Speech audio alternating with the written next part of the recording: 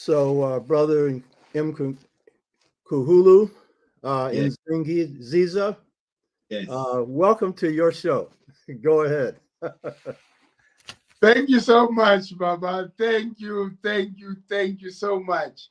It is such an honor to finally have a discussion with you, even if it's just over the internet.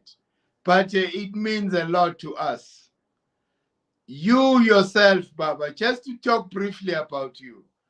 You formed a foundation of my spiritual growth, with the book that you wrote that emphasizes the importance of balancing the male and female energy. Um, um, yes, Baba. That's the book, with all other books that have formed my foundation in terms of my spiritual development. So I would like to emphasize another thing, Baba, that you guys work, even though you are in the US, you inspire us. We have learned so much from people like yourself, people like Theophilo Benga, Sheikh Anta Diop, Mfundishi Kabakamene. There's a distance, between us, but you are always an inspiration as to where to draw from, when we need content to rebuild the continent, because we cannot rebuild the continent with, a foreign content. So I just wanted to say that before I introduce myself. This I'm Mkhulu Nsingiza. I'm the CEO of the Zins Mandela Foundation, and co-founder of what we called the Kemet African Royal Calendar. And as the founder of as well a co-founder of what is called the Great Empire of Kemet. The Great Empire of Kemet, this is the movement that is is very active in terms of restoring the pride of African people by reintroducing all that knowledge system that we all got from the Twa people. And I love your position about the Twa people as the first people who civilized the whole world. And we are all in agreement. Even in northern Kemet, they call Egypt Upes. Bes was the most respected ancestor, which confirms that clearly we see things the same, and because we cannot claim any other civilization before we acknowledge our parents. They gave birth to us. We need to give them a very special position in our hearts and in our vision of the future. They need to occupy that important space, so that we must never forget. And I am so happy, Baba, you are pursuing that vision of bringing that importance of the Twa people, to the whole Black nation and the nation, at large. I appreciate that. And I want to say that the people of Africa are at our root. We are from Africa. We are Africans catching hell in America or in the Caribbean or wherever we are in the diaspora. And South Africa has been important to me. My last name, Tashaka, comes from the king of the Zulu nation. And I picked that name because I liked the Zulu discipline. Now, Shaka had some excesses that I didn't like, but I liked his discipline, and I liked the fact that he built up a military system to resist the Boers and the British and the others that would come in. And the Battle of Islandawa that comes after him, that's his imprint. Cetewayo's victory was also Shaka's victory. So, and then I picked him because the name Shaka is a part of the cultural unity of Africa. I wear this ring here, which is a beetle. and Yes. that's Kepra in Kemet. Shaka means beetle, and in Kemet, Kepra is also beetle. And what does it mean? It means the union of masculine and feminine.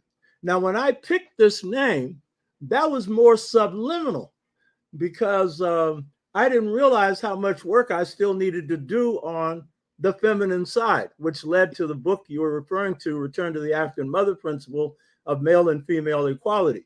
But that name was given as an insult to Shaka because his mother was born technically out of marriage. So they were saying that she was both mother and father.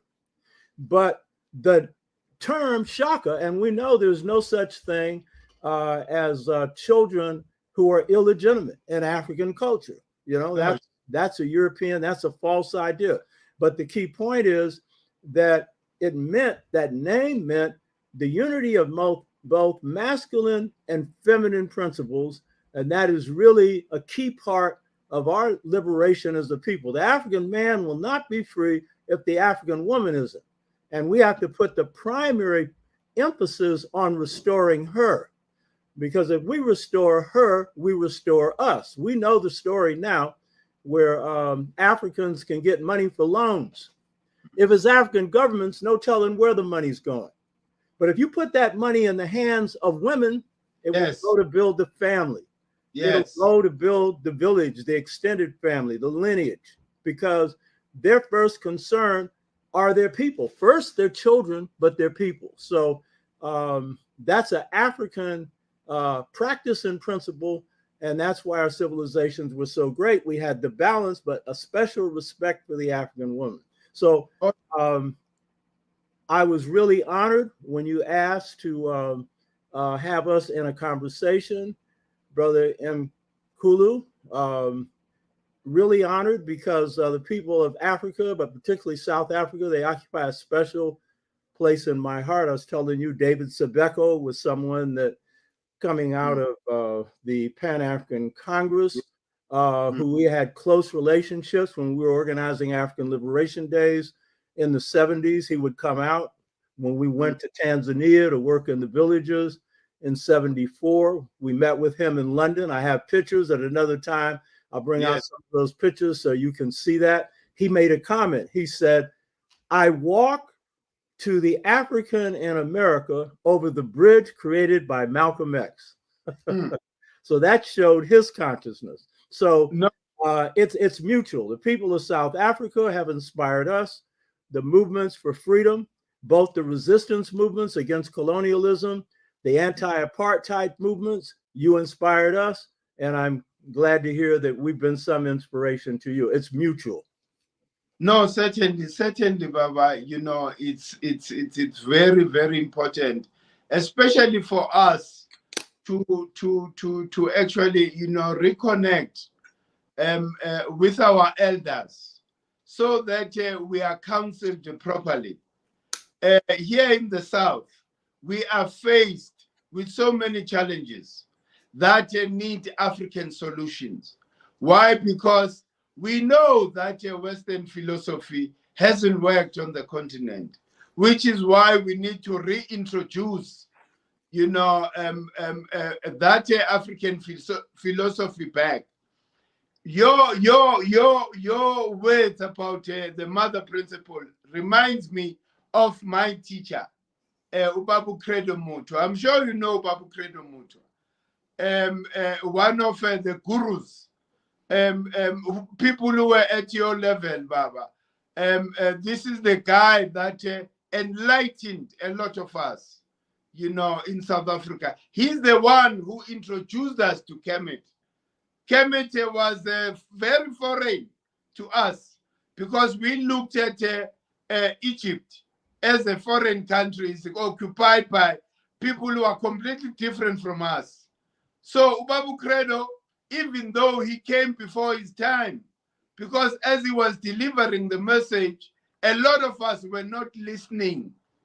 And that is where, you know, the worthiness, you know, of the content that he shared with us. He opened our eyes. he introduced us, to most of you. Ivan van Sertima. I wouldn't have very great scholar. Yeah. If it wasn't for Bob Credo. I know Sheikh Anta Diop because of Bob Credo. So he's the person that state his name again. Credo Mutwa. Yes, Credo Mutwa is one of the philosophers. For me, I looked him as a reincarnation of Imhotep. Babu Credo was everything that Imhotep was. He was a scientist, he was an architect, he was an artist, he was a philosopher, he was a teacher, he was everything. So for me, he represented, that spirit. So for us, Baba, it's only one thing. We need to concretize this African unity. Yeah, definitely. What we are planning in the near future, depending on whether we'll be able to amass enough resources, we would like to invite, if some of you are still alive, so that you come and present all this knowledge to our system, because we need to redevelop even the schooling system. We need to change the content, because this Western content that comes with Western philosophy, it's not the philosophy and the content of the future.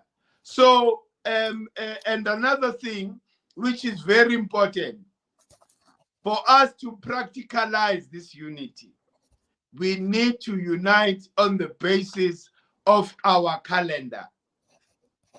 Our new year here, it's aligned with our spring equinox here on the Southern Hemisphere, which aligns with the 23rd of September.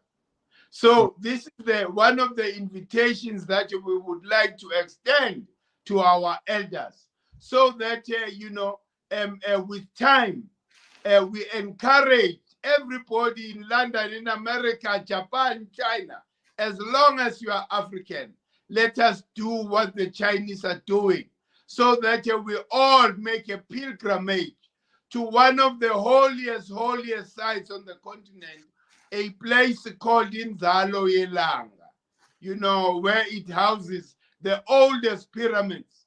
They are older than the complex of Giza, and the oldest stone calendar.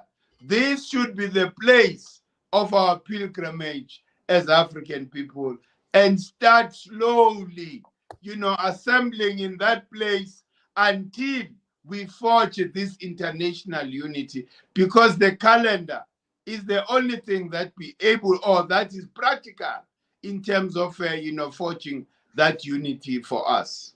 Yeah, I think, and the banner is Pan-Africanism. What I'd like to do is just acknowledge some of the people in the chat room.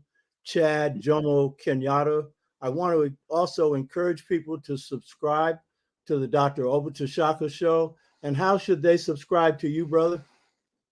Oh, they can say subscribe, to our show. They must go to GEK, Great Empire of Kemet, Mkhulu on YouTube. Okay. Yeah. Okay, so we'll repeat that to Chad, Jomo, Kenyatta, Vince Robinson, Great Empire of Kemet, Lovemore Fury, Codebreaker 2099, our loyal viewer, Shonda Henderson, Stephen McKenzie, my great assistant, Brother Ugawa, who sets up a whole lot of stuff for this, Abdul Rahman, Yegba Abdullah, Simpiwe Mkhizi. Let's see, who else do we have here? Leo Vizine. And see if there's any. Lao Tzu, one of our regulars.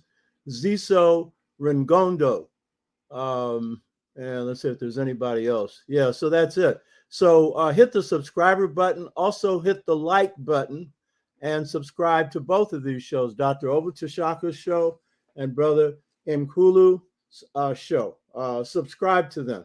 So yeah, I agree with you that the banner that we have to come up under is our African ancestry and Pan-Africanism. The unity of all African people, I think, is the political banner for unifying us. And your comment about we need to change systems, I think that's very important, because I think that governance systems, we've inherited their systems of government. This country here is proving that that system is bankrupt. They are basically destroying the planet through a European paradigm where they have separated themselves from nature and gone to war with nature. And so we need to get back into a paradigm of balance where we can restore balance to the planet. And that's returning to the best features of African civilization. Now, you make the point that we need to do it like the Chinese. Unfortunately, we can't, because the Chinese only had semi-colonialism. They were colonized on the borders. The Japanese were never colonized. And so they were able to industrialize under the Meiji Restoration free, because they didn't have anybody in their country. But we have faced slavery on the African continent, and then in the diaspora, and then colonization. And in the case of the Caribbean, colonization after slavery. And for us, semi-colonialism or Southern apartheid, which was really American apartheid. So we have a more difficult job of bringing back the best of our past, because our minds have been affected by mental colonialism. And our minds are on a colonial plantation and a slave plantation, and we've got to free our minds from that. And so it's going to be harder, but also the more difficult the task is, very often what you come up with can actually be better, because the Chinese, what they're doing is, it's the fragments of Confucianism, and Confucius is their big scholar, but it's only fragments. And so it's enabled them, with the West being dumb enough to send their industrial plants to them, to rapidly industrialize under Deng Xiaoping. But that was also because they had a more coherent sense of themselves. Chinese leaders go back to the books of the emperors of China. Mao Zedong did. In fact, he wasn't called Chairman Mao, he was called Emperor Mao. And the current head of China occupies that same position, getting, it appears, an almost unlimited term of office. So that's the Chinese system. But it's broken, but they've got enough of it to use it. As Chinwe Achebe said, things fall apart. Things fall in more apart for us because of colonialism and slavery, and now what they call indirect neo-colonialism, and the fact that we inherited the European state system when we became independent, and we're not even aware of how dangerous it was. Most of Africa still is not aware of how dangerous it was. So our task is a more difficult task because of the pieces we have to pick up, and at the same time, not go back to the past, but as the rappers say, go black to the future. You know, take the best of our past and rework it into things that we have to do now, which is what the African America had to do and still has to do. So I agree with you. Unity is a key thing. And we have a common culture to draw from, and we need to dip into it. Those aspects that need to be strengthened, some that need to be discarded, you know, just got to be cold-blooded and accurate about it. And at the same time, as you say, be practical. And it's got to be tied to concrete, practical programs that will pull our people together. So I'm in agreement with you, you know. And then what is also important, you know, Baba, is that the foundation of our unity has got to be grounded by Maat. Right. Without Maat, we will just be doing what politicians are doing, because everything has got to have that foundation. So Maat principle, that is why the topic is the importance of restoring Maat, because if everything, a future of the continent and leaders of the continent, if we are going to be led by people who are not, you know, philosophers and, you know, inspired by the African spirituality, then we are going to be misdirected again. So it's very important for us to find. That is why Kemet, for me, it's a melting point, you know, made in nature. According to Sheikh Anta Diop, it combines all the languages of the continent. You know, we find expression, you know, the various different languages on the continent find expression in Medu nature. So that is the language which must be reintroduced. You know, like you say, Baba, it's a difficult task. We are not going to complete it. We are not in that illusion that things will just happen like that. But we are saying, let us put a strong and a good foundation for the generation that is to come, so that they do their piece. So yeah, I agree. And I think that a key thing with Maat, and Maat, I think, is central to all African cultures, both in the African continent and abroad. And abroad, many of our parents may not have used the word Ma'at, but they taught the principles. And what was the key principle they taught? Truth. And that is the essence of Ma'at: balance, uprightness, justice, harmony, but Baba. Truth. And if our leaders, for example, those leaders that have made a significant contribution have been those that have dedicated themselves to the truth. Amilcar Cabral, who's in the background here in the sunglasses, a man dedicated to the truth, who wasn't in it for money. He was in it for his people.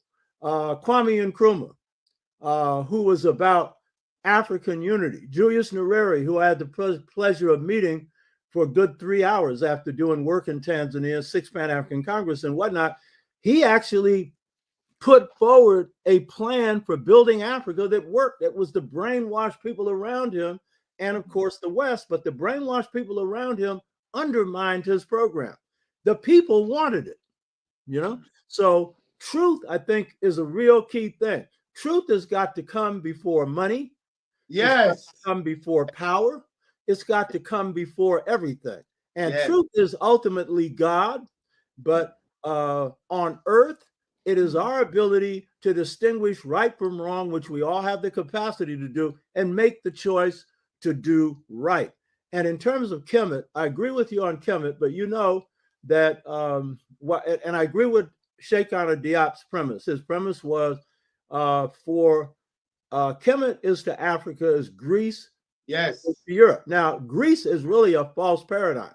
The European picked him out of a basket because Greece hadn't accomplished that much. And whatever it had accomplished that was significant had a strong African Kemetic foundation. And you never heard Plato talking about Ma'at because it's a teleological culture, the Greek culture. Even though it was influenced by Africa, it means it's use-oriented. It means ethics has got nothing to do with it.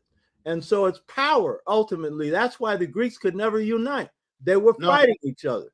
And that's why you had 2 world wars that produced African independence, because they nearly genetically wiped each other out because their commitment was to power, not to truth. That's their culture. And they'll talk the truth, you know, they'll talk constitutions. Look at what's happening in the Sudan, but they're after the oil. They're after whatever you've got. And the truth is on the sideline. So I agree with you. Truth is a key thing. But Sheikh Anta Diop was right, and his student, Theophilo Benga, that Kemet is to Africa as Greece was to Europe. And Kemet is the greatest achievement in classical civilization. But as you know, I've added something to that.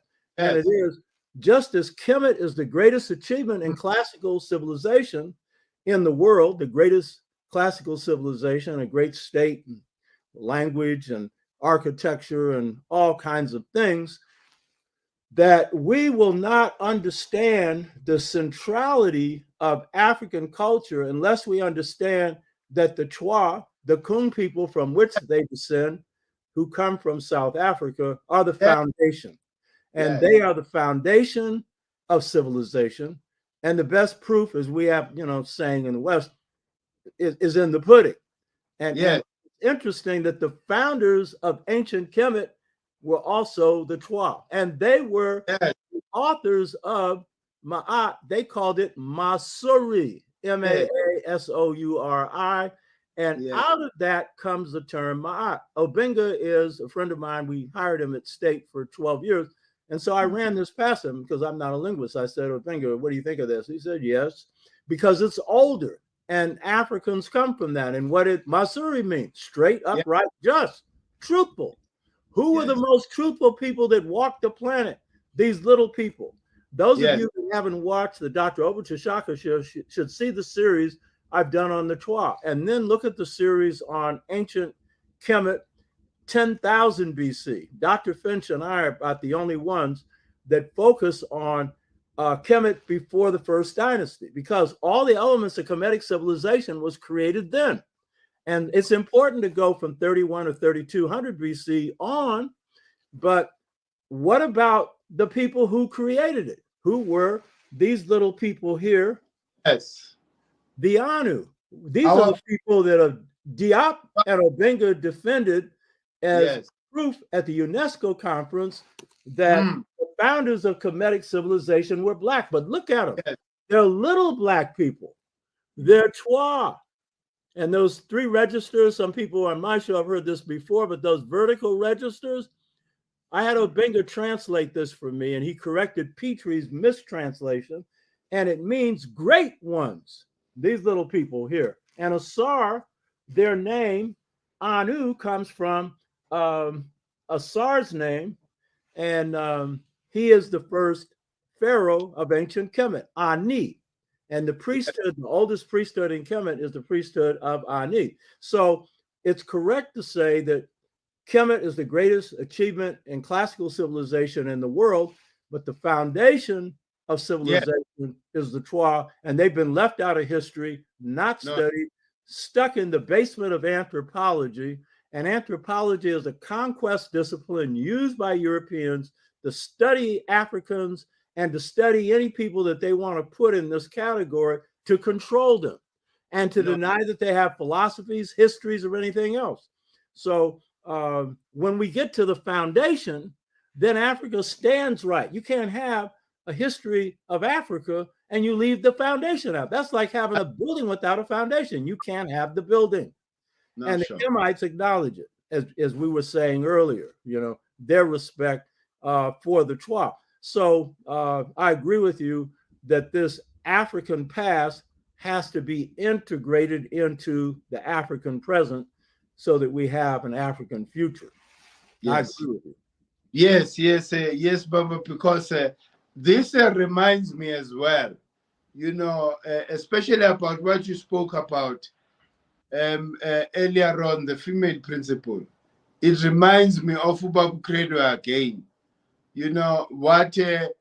It's time to awaken the mother mind, because there hasn't been balance in the world.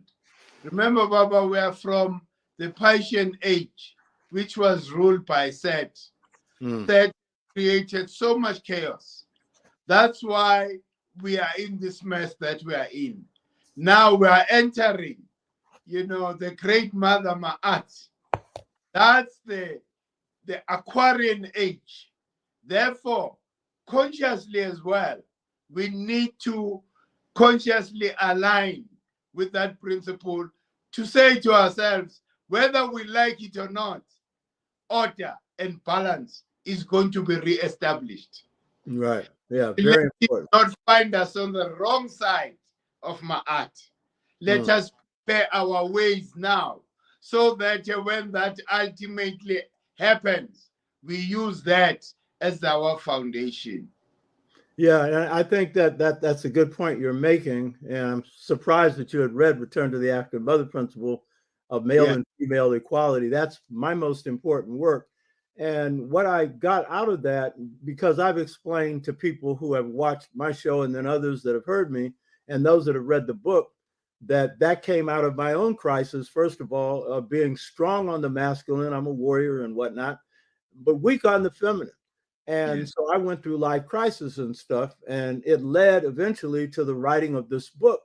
And then it led to the most important experience of my life, which I've been warned by some people when I say this, people aren't going to believe it. I don't care. I didn't come into this world to please people. I came into this world to do my part as you came in to do your part, and each person should be doing their part. And if you like it, fine. If you don't, I'm not a comedian. I'm not out for entertainment. I'm trying to do the truth. And so I had the most beautiful experience of my life that I didn't stress enough in the Mother Principle. It's in the introduction, but barely, where I'm asking what did Africa mean by just societies? Because I knew there were just societies in Africa. What was the basis of them? That's What true. did they mean? And I had been writing this book. This was 1990, after I'd gone through 4 years of retreats, 3 months a year. Look at it myself. I went and camped out for 3. It was internal work, getting this feminine side together. And so I'm sitting in my study one night. I asked this question, and I knew I was in trouble. I shouldn't be asking the question. What did God mean by the just society? Because I had gone to the African philosophy through the Dogon and then Kemet, Yoruba, others. And so I knew I was in trouble. So another night I'm asking, and I didn't expect an answer. And always when God has been kind enough to give me an answer, it's been in a state of humility, a state of ignorance, a realization of it, and a question of what is the answer? I didn't expect to get the answer. And I saw this beautiful white light. The book, The Integration Trap, came from a smaller white light. Integration Trap, generation gap caused by a choice between two cultures. People can get this on Gumroad if you clip in to my site. And so without talking, it was telepathy. The light said, and this light is God, by the way. God is a great white light. Those who are really high in the spiritual order. I've quoted this on my show a lot. It's a great Lakota holy man. His name is Fool's Crow. He lived to 99 years of age. He was an advisor to the American Indian movement and was erect and strong right up to 99 years of age. And he would sometimes leave his body, that's called astral projection, Yes, and go to the higher realm. Well, he would go to the highest realm, which was the realm of the highest heaven where God resides. And so he was asked, what did God look like? A great white light. And then he said, around him was a green light. That was Mother Nature. A blue light. That was the sky.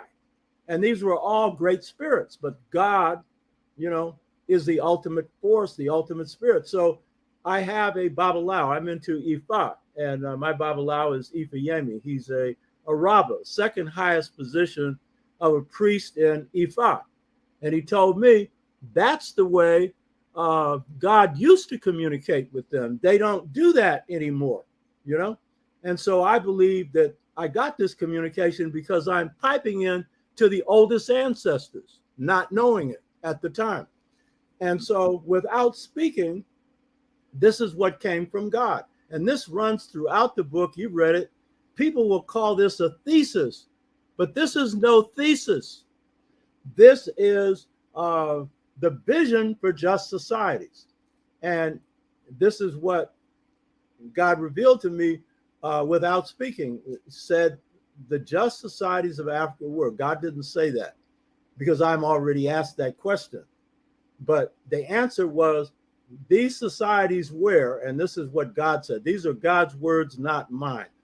All the males and females were equally empowered to govern every phase of society. All the males and females were equally empowered to govern every phase of society. Now, God is a great speaker, among other things. God's a great artist. God's the greatest musician. According to Pythagoras, who went through the mystery systems of Kemet for 22 years, He said all the planets emit music, but it's at a very high vibrational frequency. You have to be on a very high level to hear it. God's a great musician, the greatest artist of all. Look at the creations that God has made. And so God spoke to me on my level, knew that I'd been doing a lot of homework, but I didn't have the basic answer. And so when God gives me this answer that the just societies of Africa were those where the males and females were equally empowered to govern every phase of society, God knew what my response would be. I said, the Twa. I didn't know the basis for the justice of the Twa, and neither had anybody else before. See, this is what happens when God speaks to you. You got to do your homework. So I can give the example of George Washington Carver, the greatest botanist and the greatest scientist of the 20th century. He knew botany, and he knew a whole lot of other things, a great healer of plants. He had gifts, and he was a psychic person, had dreams and things like that. But he was the greatest scientist because of his gift, but because God talked to him all the time. All the time. So he came up with so many breakthroughs. Me, God's only given me answers twice. I'm no George Washington Carver. I'm glad to get any answers that God can give me to help me answer questions. And this answer was so simple. I'd have never got it. And when people use this, don't run around here acting like you already knew this. You didn't know this. I didn't know this. And the people before me didn't know this. So this is what God does when God gives you a light, however it comes. In my case, it's the white light. Some it's a dream. Some it's astral travel. Some it's intuition. It comes in different ways. But it is so simple, but it is a total answer. So I knew this was the basis for Twa societies, because in the hunter-gatherer societies, and later, after writing this book, I discovered that that's the Coon people. Actually, I studied them in the book, but later I looked at mitochondrial DNA evidence that showed that of all of the Twa groups, the oldest is the Coon coming, or San people coming out of the Kalahari Desert, coming out of South Africa. And they are the oldest people. Mitochondrial DNA shows they date back 149 to 159,000 years, because the error rate is 10,000 or 139. And I like mitochondrial DNA more than anything else. I use other things, hominids, anything, written evidence, anything. But the best stuff comes from God. Please believe me. So the thing is, they lived in balanced societies where men were hunters, women were gatherers. This is the longest living civilization that Africans had in the history of the world. They were the first people. I do a series on this on the Dr. Obutashaka show that you ought to subscribe to, and Brother Mkhulu, subscribe to his. And what I show in there is that these people then moved into Europe, moved into Asia, moved into America, moved into the South Pacific. It's the largest civilization in the history of the world. They give birth to quantum physics, astrophysics. That's true. They give birth to a notion of God that is not a male killer cult. God is not seen as a physical being. God is seen as infinite force, which the Twa say, a part of which is distributed to everything God creates. That's quantum physics. Quantum physics tells you that the material is sustained by energy, but because they've taken the spirit of God out of everything, they don't know what it is. Obenga and I both reached the conclusion quantum physics has reached its dead end in the West because it is a spirit science that ignores spirit. So the thing is, then when you looked at the Twa, and people lived in this state for about 130,000 years, a state of peace, a state of plentifulness. It was the ideal society to live in. Of course, many of you won't think so, because they didn't have Empire State Buildings, and they didn't have cars to pollute the planet, and they didn't have all of this. And I'm not suggesting we're going to go back to the hunter-gatherer state. I'm suggesting you take the best out of this culture, which is ingrained in all African civilization. Because if you live in this state for 130,000 years, it's an imprint on all African cultures to come. That's why Dr. Theophil Obenga, when he talks about dynastic kemet, he says it's based on male-female equality. all African civilizations, ancient and traditional, were based on male-female equality, but the best level was the hunter-gatherer societies. And in these societies, men hunted, women gathered. So women and men were equal in terms of the role they played in feeding each other. And then they spent very little time doing that because they lived in leisure. That's why they stayed in the hunter-gatherer state all that time. So the formula, all the males and females are equally empowered to govern every phase of society. So the equal empowerment in the economy, hunting and gathering, the equal empowerment in decision-making. Men and women had an equal say-so in making decisions, and all decisions affecting the hunting ban. So they gave Africa, and this is a key thing for getting Africa and Africa America and Africans in the diaspora together and the world back together again, is they created consensus-based democracy, not majority rule democracy. Everybody has to have a say-so. And it's not until everyone agrees that you don't move on it. I led the San Francisco Freedom Movement, the only successful Black Power, Black Freedom movement in the 60s to now in the North, in the United States. King's Movement and the other movements of the South, SNCC, CORE, SCLC, Student Nonviolent Coordinating Committee, Congress of Racial Equality, and Southern Christian Leadership Conference, those groups, especially King's, had the victories in the South, giving us the right to vote and ending segregation. But in the North, we were helter-skelter, except for the San Francisco Freedom Movement that I was privileged to lead. And that movement was based on what? Consensus. We never hit a target until everybody agreed to the hit. I was the strategist. Yes. I was a strategist. You don't vote on strategy. Strategy is an art. When you get into a boxing ring, you've been trained. But like Muhammad Ali, when he went up against George Foreman, that could knock a tree down, he could hit you so hard it was like being hit by a tree. Even his manager couldn't tell him the strategy because Muhammad Ali was over the hill. He wasn't as good as he used to be. He wasn't as strong as Foreman. So he had to improvise, rope a dope. You understand? That was strategy. That came from wisdom. And so, but the key point is, if Africa is going to get its act together, then the males and females have to be equally empowered to make decisions at the fundamental level. Like in the village, you got gold. Who mines that gold? You got oil. Who mines that oil? You hear me? And the people will always say, we do. The people will see, and the women will definitely guarantee that you do that it is divided up among the people equally. They're not going to allow foreigners to come in and rip you off. That's not going to happen. So, no. So this formula for justice, this was a society of no slaves, no abuse of women, no abuse of children, no abuse of elders. And so when agrarian systems are set up 10, 15,000 years ago, then what happens is they end up instituting these kinds of systems, not as just as the Twa, but still just, where you had no widows who were left to starve. You had no children who were abused. You had no homeless people.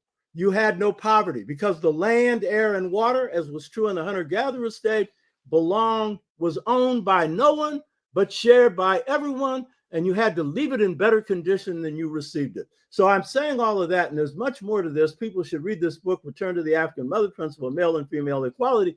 I'm saying that we need our paradigm, our model adapted to the modern world. But guess what? It works best in this modern world. And humanity lived according to this model for a good thousands of years after the Twa first initiated it. And I'm not against Marxism.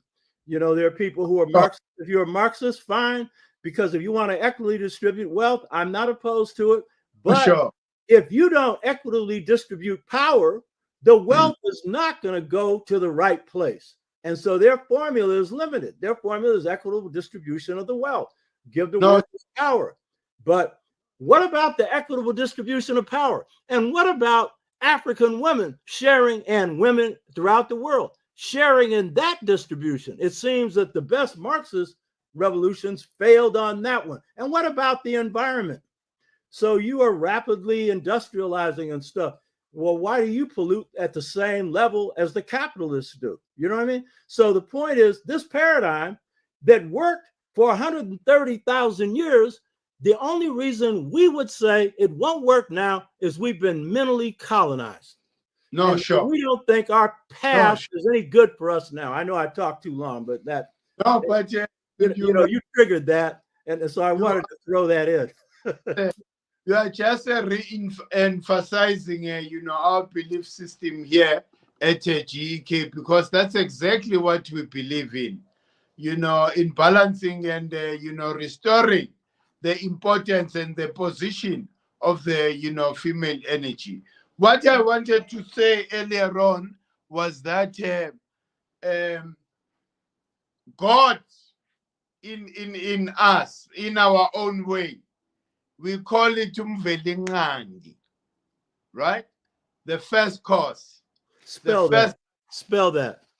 Mvelingandi. Okay. Beninganji. MV LI NQ ANGI. And that means? And that means? Cause. The one who came first. Oh, okay. And that links with the concept of atom. The first atom that created everything. So this science, like I wanted to support you about the Twa people. The oldest carving of the Ankh on a rock is found here in South Africa. The first carving, or the oldest carving of the image of Heru, is here in South Africa. So when you point at the Twa having started here, scientifically that is, confirmed, because of all these artifacts that are found on the southern part of the continent.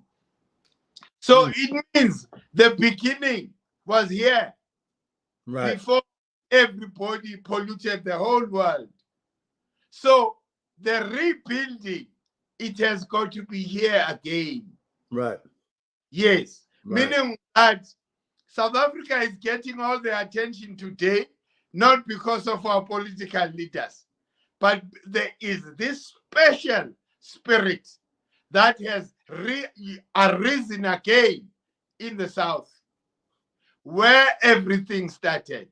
So all of us as African people, we need to come and realign with that energy. That is the energy that gave our parents, the Twa people, to rule the world, because they're connected to that power. So the southern part of the continent, here we are, Southern Kemet, that's where the power is now. No longer in the it's only the building that's there now. But that's why South Africa has got all this attention. Everybody's here. Remember that the North, Baba, the North hosted all the mines of the continent before. But now everything is here now. Everybody from the continent is found here in South Africa. And they are not here by default or by mistake. They are here to reconnect, to get ready to rebuild from the South again. Yeah, one of the things that I showed in one of my shows is that as the Twa gave birth to agriculture, that 10, 15, 16,000 BC, there are different dates for exactly when it starts. You had migrations of Niger-Congo Bantu people, and that's a whole area of Africa, West, Central, and people moving up from South Africa. And what happens is these are the earliest people who are setting up agriculture, which the Twa gave birth to, Twa women who were gatherers. They then experimented and came up with crops that you could grow. And they knew about this well before they actually did it and created agricultural systems, because they knew agriculture involved work. And in hunter-gatherer societies, that's the healthiest diet. And so, they stayed away from agriculture for a long time. But when they made the decision, so then what ends up happening is they are also, some of them become agriculturalists. Many of them remain hunter-gatherers. And then the larger Africans begin to emerge. But they're in a wild state. They're good people, but they're in a wild state because they're not the first people. And so, according to the people of the Niger-Congo region and the Bantu region, they say it's the primordial Twa, the first people who civilized us. That's what they say. And they say they taught us fire. They taught us how to cook meat. They taught us not to sleep with our close relatives, our sisters, or anyone close in a bloodline. They taught us civil behavior. That's what they say. And they say the most important thing they taught them was how to contact the ancestral spirits, because the first ancestral spirits of the land are the first people. Again, the Twa. First ancestors are the ones that are closest to God. So they played that role as well. Yet they're left out of history. So these Anu people who then migrate into Kemet and innovate from 10,000 BC to the period of Asar, which is the Shu-Tefnut period, the period of twinness, where they set up twin capitals and whatnot, and he has twin crowns, but it's a unified civilization. They lay all the elements of Kemetic civilization before what's called the first dynasty, 3200, 33, 3100 BC. And you're caught in a trap if you start your history at what's called dynastic Kemet, because first of all, that's incorrect.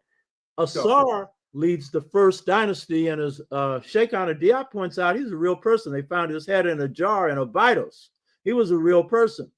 So how is it that that's pre-dynastic? That's not pre-dynastic. I call this period, the ancient period of Kemet, the period of the great ones, what they called themselves. These people with the three registers, the great ones, because they established all elements of Kemetic civilization. So these Twa Anu people are at the foundation, and Kemet is able to make this great leap forward because of the people who founded the civilization's dedication to the truth. Dedication to the truth. Dedication to Maat. And if we're going to get things right, we got to place truth before everything else. If our leaders did that right now, and of course, I understand they've been polluted by colonialism, so these are big men with guns, and they want to enforce things, or people who are billionaires who got rich off the people. You know what I mean? And they'll talk a good talk, but they're big walkers to their bank account, their investments. Your investment should be in your people. Oh, no, sure. And Malcolm, one of the reasons why they were great, I think Mandela as well, because I think Mandela didn't care about money. I think he was in a time warp. I think he came out, didn't understand the world he was in at that point, that economics was how it worked, and Becky didn't help him. But the thing is, he was a man that wasn't out for money. That's my reading of him. He was a person who cared about his people. He had been in prison for a long time, so a lot of things he didn't understand at the time he came out. But he was a great man. And greatness is measured by what do you stand that's greater than you, and that's your people and humanity. And those that God will welcome them. Those that don't. I wanted to say that here in South Africa, or the black people here, when we referred to the great ones that initiated everything, we call them Mkhulu. Mkhulu, the great ones, who gave us all this. And what I also wanted to highlight, Baba, is that we cannot rebuild, Africa based on the north. The north of the continent is captured. Yeah, right. So when we talk about rebuilding Africa, we have to look to the south. That's why everybody else in the world have got to look southwards. All those people who are genuine about rebuilding the continent, we can't go and force issues in the north. North will be liberated by us when we gain strength and power from here in the south. North will be liberated automatically because the energy that is here in the south is then supposed to drive the whole revolution. This is a renaissance, a redevelopment of the continent, but it has to start here in the south. And draw from the rest of Africa as well, because Yes. Each part of Africa has a lot to contribute to Africa's cultural Sure. unity, because Africa shares a common cultural unity. And then the diaspora, Africans in the US, Africans in the Caribbean, Africans in South America, Africans in Europe, Africans in Asia, all of them bring in the lessons that they drew from their history. Brother Mkhulu is out. Hopefully he can get back in. I don't know what happened there. Hopefully he can get back in. I don't want to do anything to mess this up. I'll get my computer person to help out in a minute if he doesn't come back in.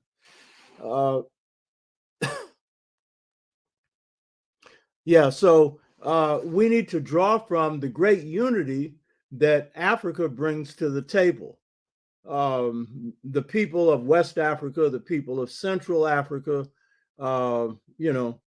East Africa, and those in North Africa who are Africans. We need to draw from that, but the African world.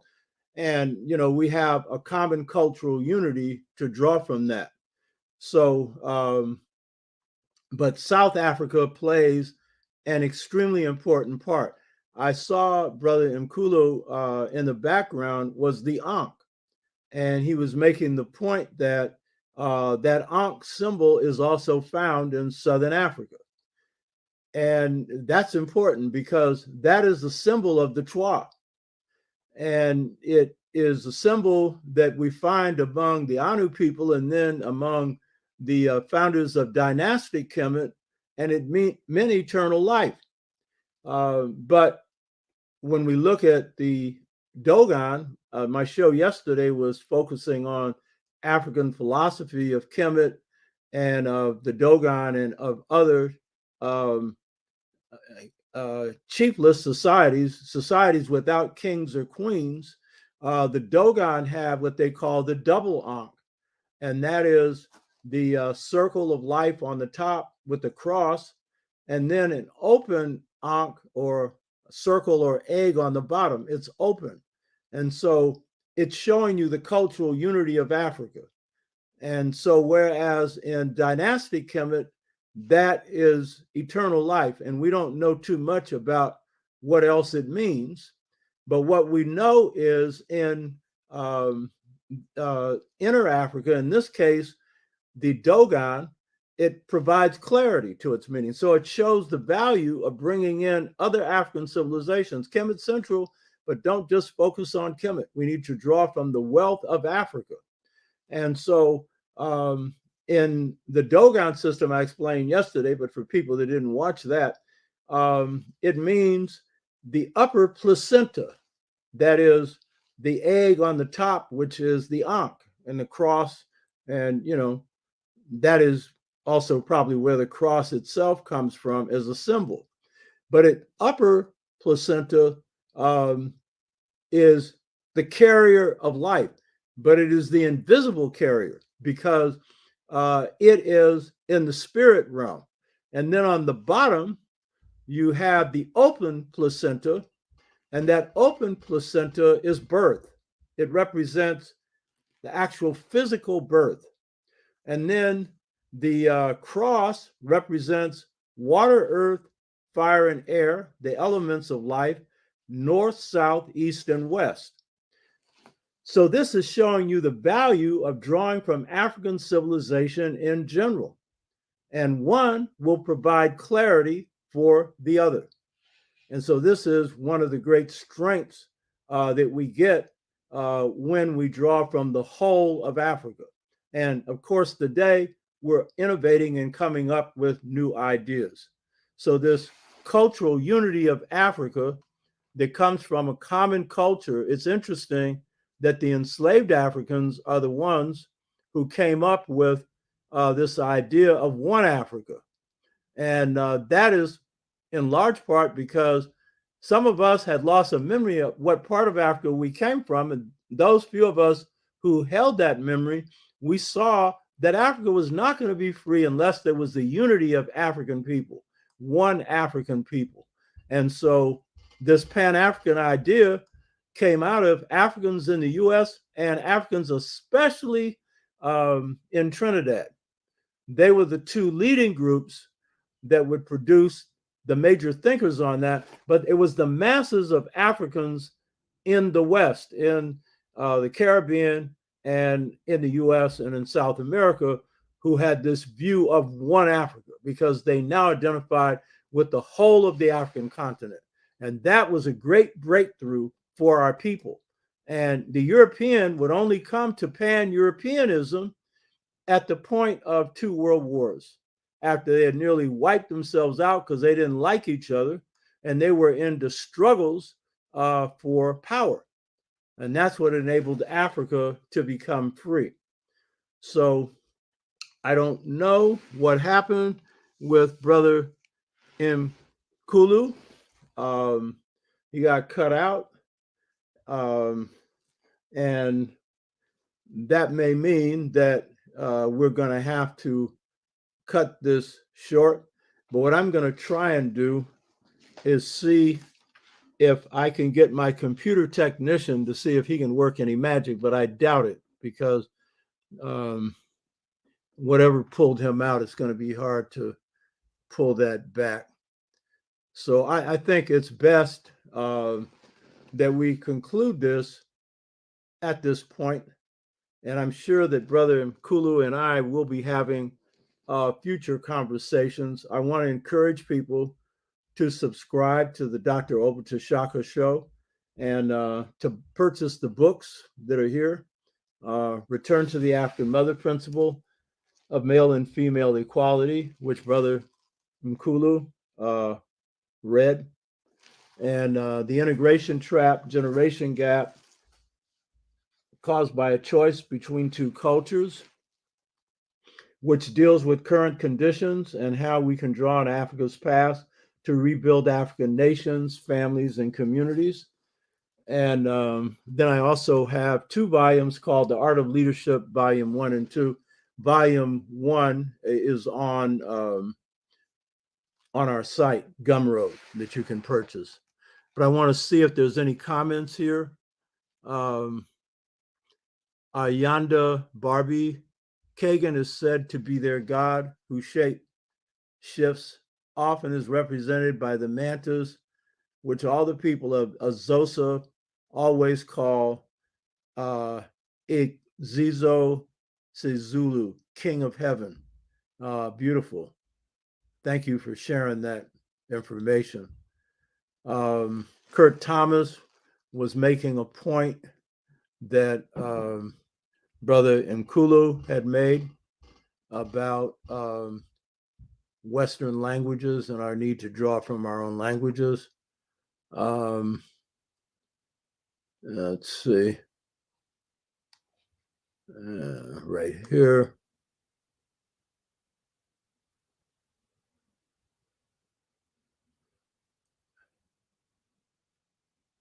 Kurt Thomas, I agree, Dr. Jashaka. The ancients paid attention. They knew the cycles. That's true. And they understood that history moves in a cyclical pattern, not a straight line. Yanda Barbie, Adam, and Atum.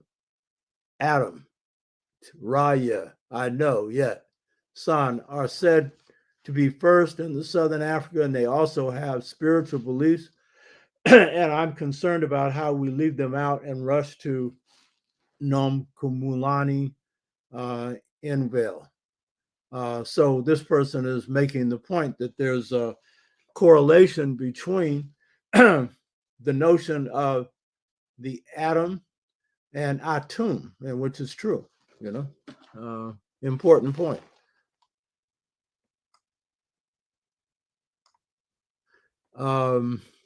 I definitely agree that the South is where the true African sovereignty will come from. Interestingly enough, it will be the United Snakes of American South. It will be the new Africans who have a maroon paradigm, along with the rest of Africa. Don't leave the rest of Africa out. We eventually need a unified Africa. Ayanda Barbie, but the San called their god Kagan.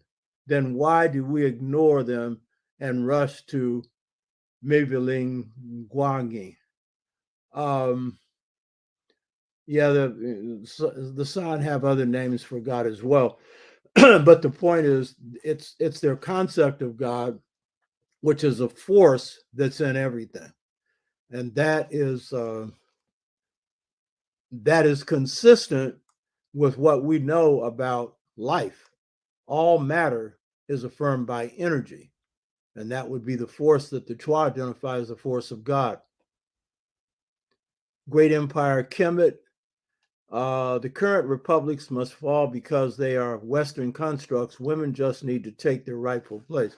Yeah, that's a good point, because the Western construct is government serving the purpose of controlling the people.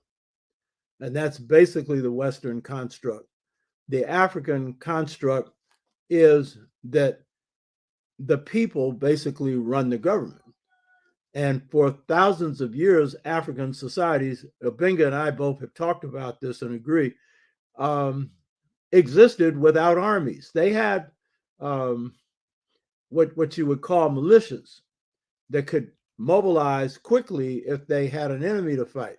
But they didn't maintain standing armies. And you may think that's a weakness, but the reason that America is in decline is that all the money has gone into the military budget and in the pockets of the rich. And so everything's fallen apart in this country. I did a trip to my best friend's birthday celebration, K. Solowazi, a great human being. And, we're going by train. And all I saw, first of all, these old trains, was poverty all over the place, because this country gives everything to the people that don't need it, who've got everything. And most everyone else has been left to scramble. So that's the Western system of government that is under John Locke, second treaties of government. That's the basis for the British, the American, the French, and all these Western systems imported into Africa. The role of government is to protect private property. Africans had no concept of land, air, and water being privately owned. And that is the biggest cause of poverty on the planet. It's not that you shouldn't have your own property. It's not that you shouldn't have the roof over your head. You shouldn't have enough of your own, to do well. But land, air, and water, that's a gift of God. And when you put it up for sale, as it has been done since the Western paradigm has come along, then what you end up with is poverty, because there's going to be a few people that control everything, and everybody else is left to starve, So that's a good point that was made by Great Empire of Kemet. Good point.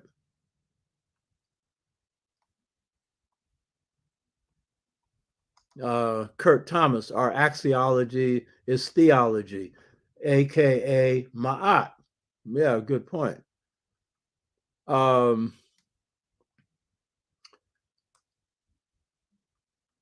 Let's see if there's anything else.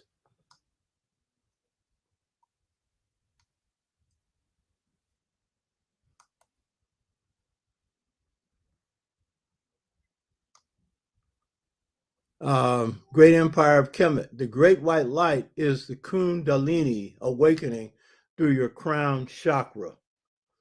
Yeah, good point.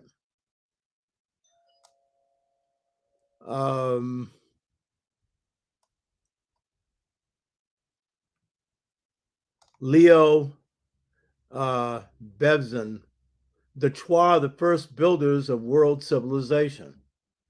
Great empire of Kemet. Kemet is the greatest achievement in classical civilization.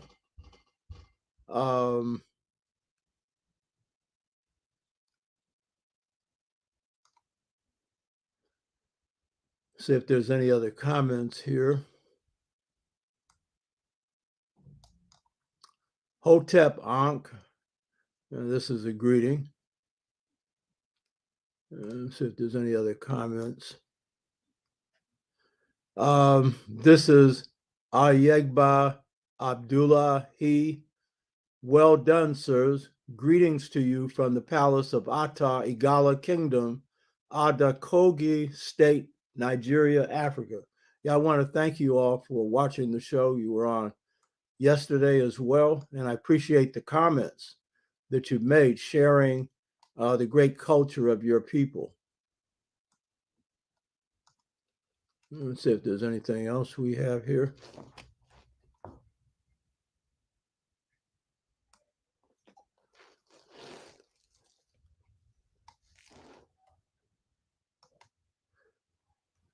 Okay, so that appears, let me see if there's any new comments here.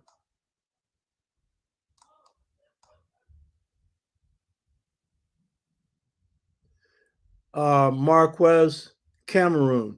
Do we have our systems that we can practice in these days and times? Do we have a priesthood? Yeah, we have to draw from the best of the culture that we have continued and at the same time revive it and strengthen it. Okay, Thabo Malesa says that the brother lost the connection because of power cuts that have been happening because the government has chosen to sell our coal to Europeans. Yeah, I figured we weren't going to be able to handle that. I'm sorry. And that comes under neoliberalism and privatizing everything. So we were privileged to have Baba Mkhulu Nsingiza. I appreciate you very much, brother. And I appreciate your comments. And we're going to be working together. And I'd love to come to South Africa and love to have you come out here. So for everyone, subscribe to the Dr. Obachashaka Show. Check out the books and check out our shows. But subscribe, hit the subscriber button.